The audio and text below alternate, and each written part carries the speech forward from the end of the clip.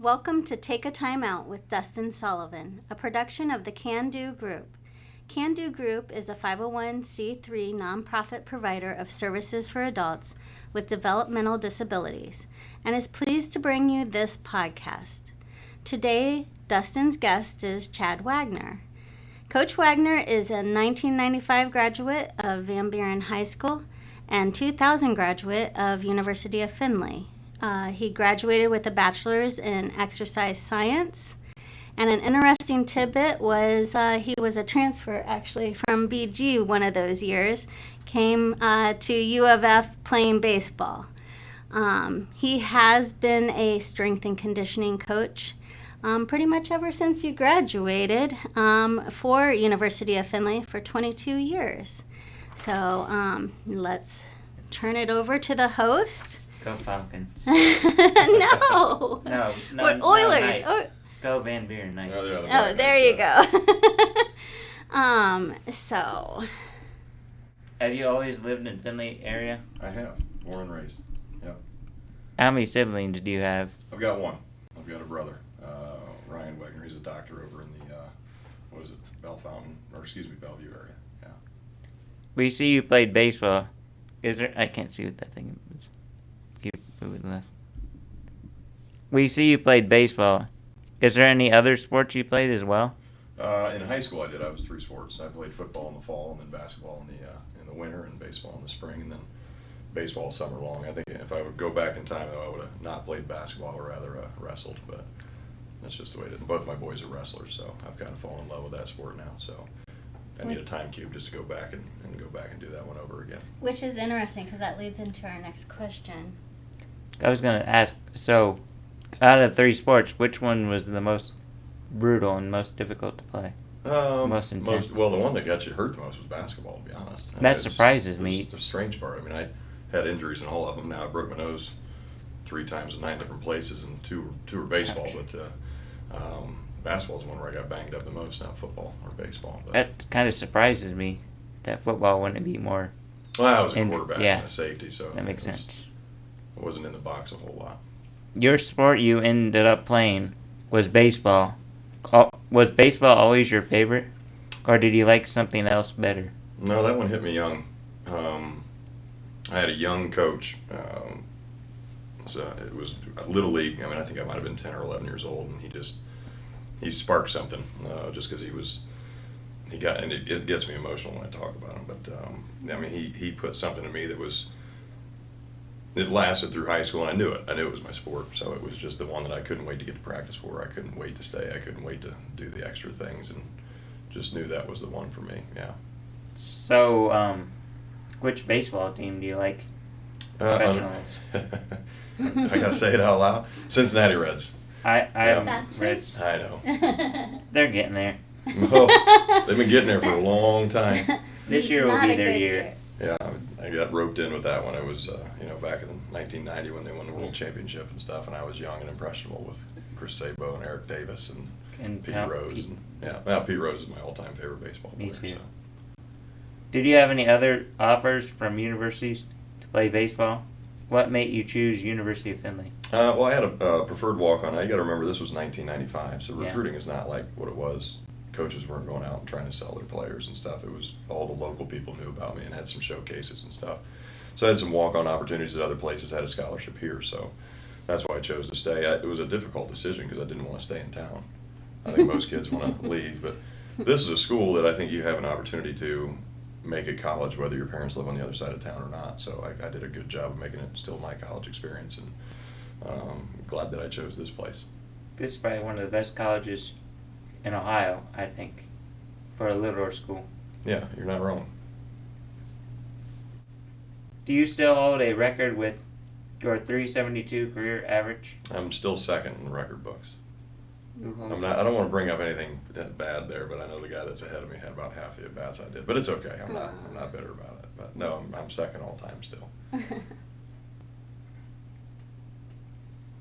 America's national pastime.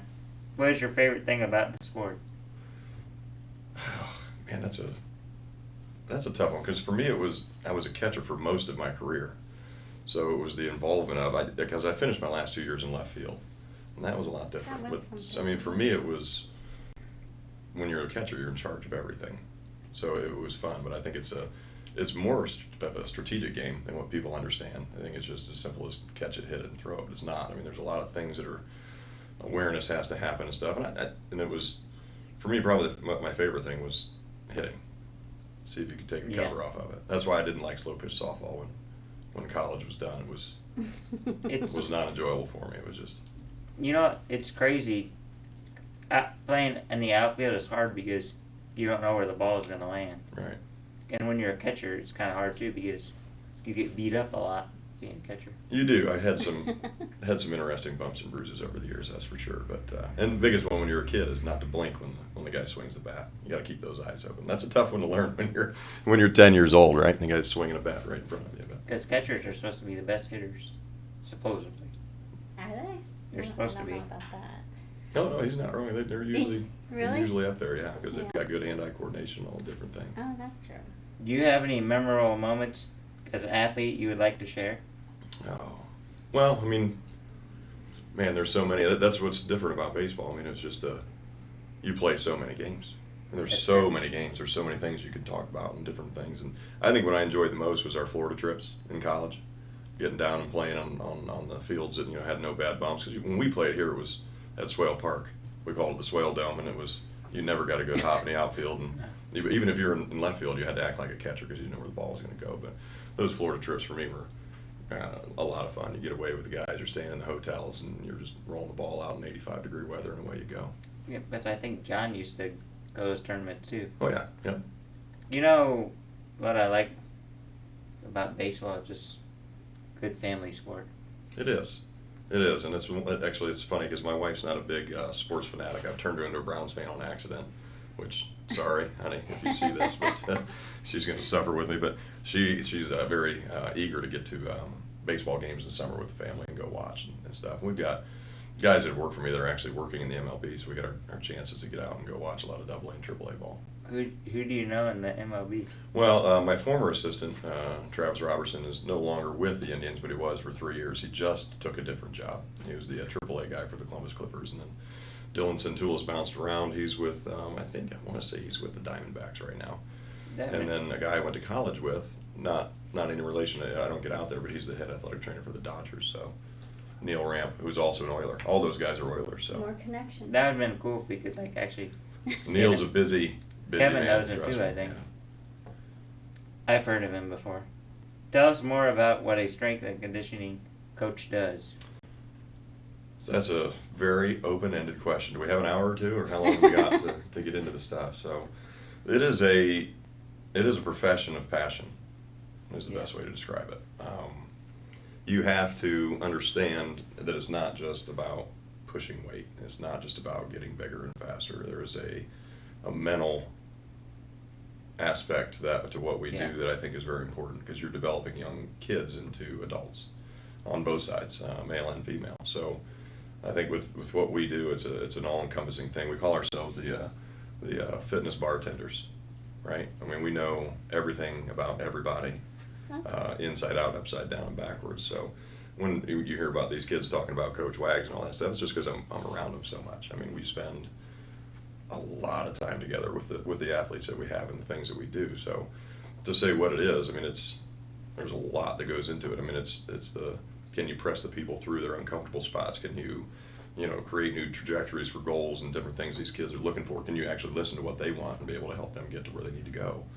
And at the same time, with our profession, it's also if they're not mentally strong enough to be a college athlete, then you're going to show them the reasons why. And that's the unfortunate side of it. Not in a mean way. It's just it is what it is. I mean, it's high school athletes to college athletes. There's a a way large different thing. I had one of my basketball girls the other day put it to me this way, because she's getting stronger, she's getting bigger, she's doing all these different things. And she's like, I've lifted weights for years, but I don't understand why I'm getting so much stronger now. And I said, because you're in a program.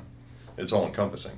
It's not just let's go in and do this and that and the other. It's got a process, it's got a plan, it's got a direction that it's trying to go, and that's why she's starting to see the results and she's becoming an adult.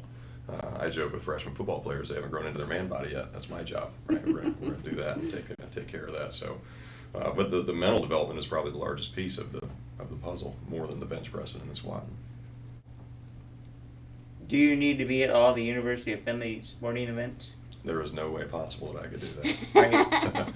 Right. That's probably one of the things that down the road, as my home life slows down, I'll have to be better about. I travel to all the football games, so I'm on the bus with them and I go to every game. I try and make as many of the other games as I can of the teams that I coach. But like volleyball was weird this year because they only played like 8 home games. Out of their 30-some games, they played at home like 8 times or 9 times. And so I finally made it to 1, just because it's, when I go home, I don't sit on the couch till about 9:30 or 10 o'clock because my kids are doing this and my kids are doing that. So, we watch a lot of them. It's funny, we do it in the office a lot. We'll put them up with all the stuff going on now, it's fun. You can hit the link and we can put it up in the office and watch it on the TV as we're doing our job throughout the day, like we watch the women's soccer team try and make their way through the tournaments and stuff like that. So you'll see that. And we tried to get wrestling last week, but they kept showing the other team, so I don't know what happened there. But I'm assuming you're probably a Buckeye fan, I would think. not as much as I used to be. Isn't that strange? Because when you've coached in college for 22 years, it just, I like to see them win, but I don't die when they lose, like it used to be when I was a kid. Right? It's crazy what coaching, like doing that stuff, does to you. It changes your Yeah, because my perspective. team it's the Oilers. That's my college team. You have to. Yeah. So I do that with the weight room. There's rules on that too, like you're not allowed to wear other universities inside my weight room. That makes sense. You're an Oiler, so if you're an Oiler, let's be an Oiler. You know what I mean? No. Yeah. Yep. I just like to support. I support Oilers, Buckeyes, and all the Ohio teams. Yeah. Except Cleveland. Uh-oh. See, I'm a Browns fan. I'm a Steelers. You're not going to kick me out. Oh, my goodness gracious. I might kick myself out. Yeah, at least they beat the Bengals. At least they can beat the Bengals. Yeah, that's true. I can't beat anybody else. We'll see. They got the Snow Bowl coming up this weekend with Buffalo, so it's supposed to be 6 feet of snow underground. Oh my God. I hate that. How many athletes do you work with every year? Well, right now we've got, 695, I think was our total. Wow. Now, we don't handle the men's and women's track teams, but we handle everybody else. So take their rosters out of it, we're dealing with probably around 500, 550 every year. But there's a staff that helps me do that, so it's not just me.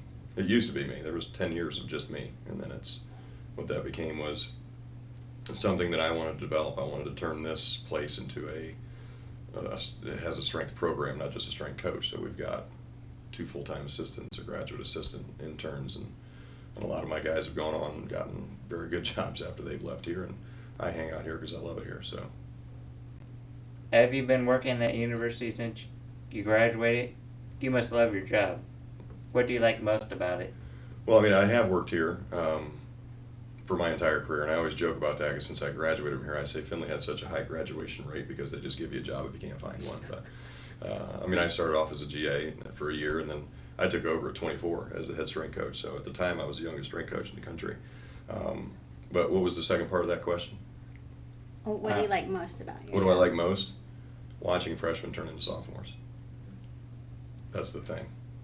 It's watching those, and when the light bulb goes off, you can see it when it happens. Yeah. And then also, when you're, like, senior days are tough for me when you're losing them, right? Because it takes something, like, especially in college football, if you can make it all the way through 5 years, you've done something very hard. It's been a rough road to get there, and so you've earned my utmost respect. But I like watching it when the kids figure it out, because you're going to get it. You got kids that don't understand, and I don't know that they're going to make it, and all of a sudden, light bulb goes off. Because now in college you got more like 6 years now. Yeah, well, with the COVID year, some of them could be. There were 7th-year seniors on the field against us this year, I think, with Ferris State. So that's a rare thing. It's I don't think we'll see too many more 6 years going forward. But Do you have some that are more regulars in the weight room and that you? no, they're all required. Okay. Now, whether they've mentally checked in or not is a question. Yeah. Honestly, it's, and I joke about it because I try and create an atmosphere in the room that you want to get to. You've got to create that atmosphere. Young in my career might have been the opposite. I might have been a little bit more. I say that the bomb is still in there, but now the fuse is longer. Does that make sense? I used to be a little short fused, and if things were going the way it was supposed to go, then things went sideways really quick. But it's. You can understand the process more now. Yeah. Yeah, no, it is. Yeah. Different people need coached different ways. Yeah. Not every response is negative. Not every response is getting blasted in front of their teammates. Sometimes it's a private conversation in an office. Sometimes it's getting blasted in front of your teammates. It just depends on the scenario and the situation. I think when they blast in front of their teammate, I think it's a good learning curve because it helps. Sometimes I think it helps the athlete even make them better. I don't know, Dustin. You and I would be the ones that would actually like cry if something. Well, we've had right tears. in front of people, but we've if had you took tears. us We've had separate- tears in the weight room before. Trust if me, I it's took happened. you privately Yeah. and talked to you about it, you'd Yeah. probably receive it better. So there is the different ways people. Now, if you're on a football field, for me, I usually like get emotional easy, and like if I was playing, I'm different when it's like sports. I turn into like a different No. football in general. Just. Well, that's what you got to do when you're Being hypothetically. when you're doing that with young men. I mean, I want gentlemen off the field with violent people inside the white lines, right? So that's what you're trying to create is that scenario, and which is what we've got. We've got a very good crew of kids. And we're losing a bunch of them, so now I got to make them all over again. You know what I mean? Start over with the younger guys and get them going. You have worked with someone we know from Can Do. Tell us the truth. Do you have any? What is it like working with Kevin Lewis? Kevin and I go way back, so and we haven't worked a lot together lately. But no, he's a good person. He's actually one of the people that got me started into doing this. Young, he was one of my professors in college, and so that tells you how old he is. But you know, him and Keith Beck. It was an accident that I became the strength coach here. It was. I remember, you know, Kevin was in the program and doing all those different things, and I had a spark for it. I liked being in the weight room and doing those things, but I didn't have a direction. I didn't know if I was going to be an athletic trainer, if I was going to be a personal trainer, what I wanted to do. And I started out in athletic training, and I figured out I don't like people's feet. Yeah.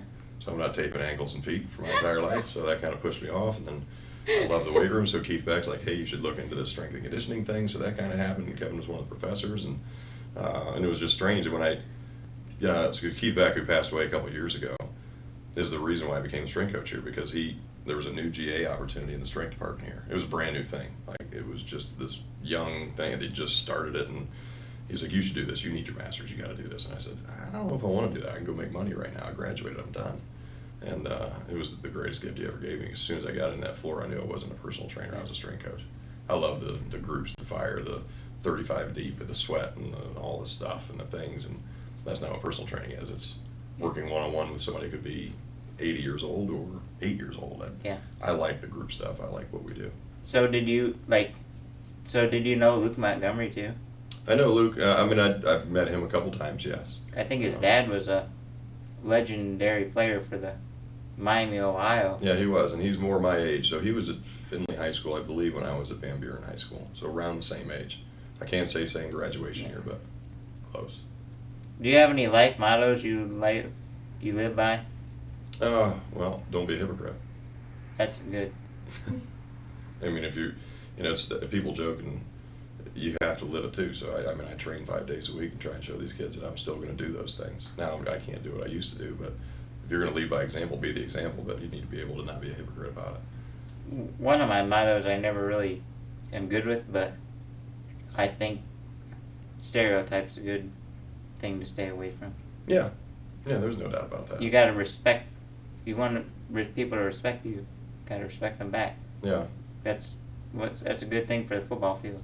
Yeah, well, I always like trust. Trust is a big thing with us because they don't know me when they get here. But I tell them all the time that trust is gained in drops and lost in buckets. So, I mean, you can build it up and build it up and build it up, but you got to make sure you live the life the way it's supposed to be over and over again. Now, these kids have bumps in the road. They're going to make mistakes. I said freshmen are put on this planet to make mistakes. I swear they're put on this planet just to make mistakes. And so, it's one of those things, once they start to learn it, that the kids tell me all the time, like, Coach, you're getting soft. I said, no, you just got smart. That's all that was. I'm not getting softer. You know how to do it. It's my way. So I don't have to be so mean anymore. You know what I mean? It's your way or the highway. Yeah. You make mistakes to learn from your mistakes. That's right. If you don't learn from them, that's when we have a problem. Right. What do you like most about working with the University of Findlay students? Like I said earlier, it's a similar answer. It's just watching the development of the athlete, watching them develop into either not just a high-level athlete, but a responsible adult. Yeah. That's what it is. So something happens in between that sophomore and junior year where they just get smarter. I don't know what it is, but they become more mature. I just had a conversation this morning with Joe Taylor, one of our football players, and I said the faster you mature up top, the faster you're going to get on the field. Because you're going to have athletes that some mature and some will never. I guess that can happen. It does, yeah. And those are usually the ones that get to watch the other people play. And that's not fun. What would you do if you won the lottery? Ooh, I would still work. I'd have a bigger weight room. I can tell you That's that awesome. right now. Yeah. You could get better equipment too. Yeah. Oh no, there's no doubt. I mean, I would donate it back here and try and get that stuff going. But I would have to keep working. But I know you still have to be careful with, like, getting stuff for here because I know there's rules. Oh yeah. Well, no, not if you donate. If it's Yeah, money, if you so, donate it. Yeah. That's when you know you love your job. Yeah. When the lottery question comes back, that you would put more Yeah. into it. Yeah, you got to. I mean, it's something that we Because need I've to- said the same thing about Can Do. I'm like, if I won the lottery, I would make sure all of the staff would be getting paid this amount. You Yeah. know, because they need good staff. Yeah, they do. And we need a bigger weight room. There's no doubt. But it's because I mean, and I joke about it because it's not the size of the room, right? Because it's what you do inside of it. But we really, with 700 athletes, it's too small. We need to get a bigger one. So if anybody's out there listening, let's start saving some money this way. The good thing about that is, even if you don't already still do it, that means you really enjoy what you do. I do. And that's good. It keeps you young too. I'll tell you that. Yeah. Working with students. Yeah. does, Do you collect anything? It's strange that, and this is an odd answer, but if you go in my office, I don't per se collect certain things, but I have a collection of a bit of all of my former assistants somewhere in that office. Aw, Something that they've let, it's just That's cool. is what it is. They all get to sign their locker when they leave if they take off to a different place. But I still got an old broken stopwatch from one of the interns who was at Youngstown State. Now he's down at a high school in Texas and still hanging in my office. And it's just it's the collection of the memories, I guess, is what I collect. Yeah. That's what I was just going to say, a collection of memories. I've always liked to collect bouncy balls and sports cards. My youngest is getting into that, and boy, he just will not stop asking me to go buy it. God, I need Dad, I need this card. I gotta have this now. We don't have to have the card, but Yeah. Braxton's got this guy. I'm like, okay, good for Braxton, but okay. As a strength and conditioning coach, what we are interested in what superhero you would want to be. Ooh, superhero? Man, I've always been kind of particular to Batman. Because he doesn't have any superpowers, but he still can get it done. So I'm going to say Batman. He kicks some butt too. Do you have any other jobs you do on the side or volunteer for? No, I mean, now with how the home life is, back in the day, and Kevin will probably talk about that when he's on here, but I used to work at the Performance Zone with him in the evenings. My wife told me to stop because I was working here for 65, 70 hours a week, and then I'd go out there 2 or 3 nights a week until 9 o'clock. She goes, what are you doing? But that was different for me because I enjoyed that because it was a switch. It was high school kids you went back into, and the language is different, the approach is different, the training is different. Just because they're not on the same spectrum as the athletes I'm getting, the 18 to 22-year-olds. You're talking 14 to 18-year-olds. So it was neat to do that. Back But up, please. You got A it? little more. Back leaves the other way. That's good. Can you see it now? No, here it is. What do you plan on doing when you retire?